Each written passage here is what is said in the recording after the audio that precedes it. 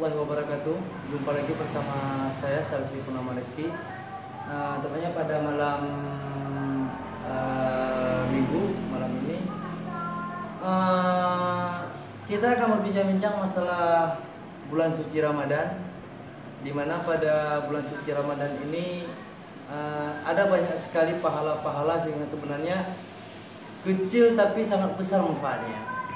Contohnya misalnya pengajian Al-Quran.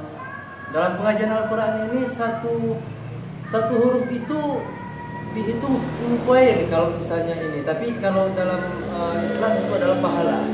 Nah, jadi satu huruf itu alif misalnya atau ba ada 10 poin satu huruf. Jadi jika dua huruf 20 poin. Bayangkan dalam kitab suci Al-Quran itu berapa huruf semua. Kalikan saja pahalanya berapa. Tapi kita semata-mata tidak mengharap itu, pemirsa. Jadi sekarang yang kita harapkan adalah keridaan daripadanya Allah Subhanahu Wa Taala, yang mana senantiasa selalu memberikan nikmat dan karunia kepada kita semua. Itu saja pemirsa yang dapat saya sampaikan pada malam hari ini. Terima kasih. Wabillahi taufiq wal hidayah. Wassalamualaikum warahmatullahi wabarakatuh.